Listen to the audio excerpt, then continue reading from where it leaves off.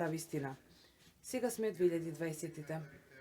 За жал, се врати војната во Европа. Инвазијата на Украина не принудува да се сетиме зошто Советот на Европа беше формиран. Пред се, нашето собрание реагираше со јасност. Гласавме да се исклучи Русија не заради одмазда, туку заради верност кон нашите основачки принципи. И ние сме единствената институција, глобална, која што донесе таква одлука. Основавме регистар на штети за жртвите од агресијата и го поддржавме формирањето на специјален трибунал за кривични дела на агресија, затоа што правдата не е само акт на отпор, таа е сеќавање на цивилизацијата. Украинската борба е морален тест за Советот на Европа. Не потсетува дека мирот не е само отсуство на војна, туку бара и присуство на правда. Сепак, тој мир никогаш нема да биде целосен и заокружен без демократска Русија и демократска Белорусија. Токму затоа нашето собрание има отворен диалог со демократските сили на двете нации во екзил. Тие се совеста на Европа која што чека и доказ дека дури во екзил слободата продолжува да дише. Почитувани колеги, додека топовите пукаат, други револуции се случуваат во тишина. Вештачката интелигенција го менува не само начинот како размислуваме, туку и што мислиме. Ги предвидува нашите желби, ги уредува нашите верувања и ги замаглува границите меѓу реалноста и лагата.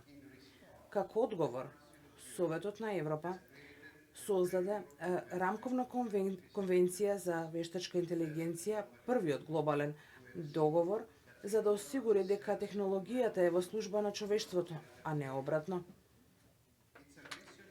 Нашата амбиција е едноставна: да го држиме човекот во центарот на дигиталната сфера, да се осигуриме дека етиката нема да биде жртвувана заради ефикасност. Денес, Советот на Европа подава рака надвор од своите граници во Мароко, во Тунис, Казахстан, Киргизстан, Јапонија, Мексико, Костарика, Перу, Уругвај, сите наши партнери во овие наши конвенции. Тие не потсетуваат дека Европа не е топоним, туку е принцип. За жал, овој принцип е ставен под знак прашалник денес.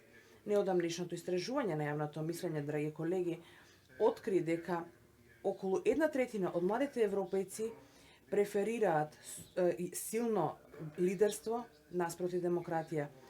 Овој број не е само статистика, ова е предупредување дека демократијата ја губи својата емоционална гравитација. Ние не сме да заштитуваме само со закони, туку мора да ја реанимираме демократијата со суштина. Граѓаните мора уште еднаш да почувствуваат дека политиката може да биде форма на поезија, дека учеството не е напразно, туку е верба во колективната душа. Почитувани колеги, почитуван председател на собрание, во последниот дел од мојот говор ќе се осмелам да го насловам, а тоа е диалог на надеж. Советот на Европа останува дом на диалогот.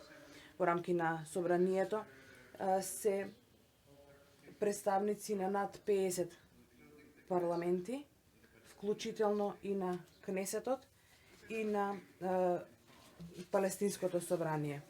Дури и во конфликт тие зборуваа пред нас дека доказот за диалог е повитешки акт од тишината. Во 1978 Анвар ел Садат и Манахем Бегин се осудија да зборуваат и го потпишаат договорот од Кемп Дејвид. Тие добија Нобелова награда во 1979 година за нивната храброст, истата награда која што ја доби една храбра жена одовде од Скопје, мајка Тереза. Меѓу Камп Дејвид и Скопје има една поврзувачка морална нишка, а тоа е дека мирот не доаѓа со моќ, туку со емпатија, дека диалогот без сочувство е дипломатија без душа. Мајка Тереза еднаш кажа: не е важно колку работите, важно е колку љубов внесувате во тоа што го правите. Иако едноставни зборови, тие носат многу силна политичка порака, дека љубовта е првиот предуслов за правда, а сочувството е основата на демократијата.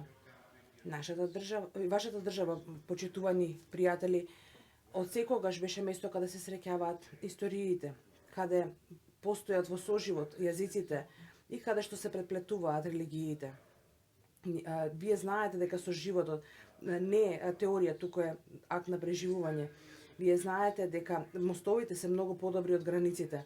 Во овие 30 години членство во Советот на Европа, Северна Македонија покажа дека моралната зрелост не се мери по големина, туку по капацитетот да се слуша, да се почитува и да се припаѓа. Парламентарното собрание активно ги поддржува и ќе продолжи да ја поддржува Северна Македонија на нејзиниот пат кон подлабока европска интеграција. Во овој момент дозволете да се осврнам и посебно да ја поздравам вашата делегација, која што е една од најактивните делегации која што сум ја сретнал во Советот на Европа.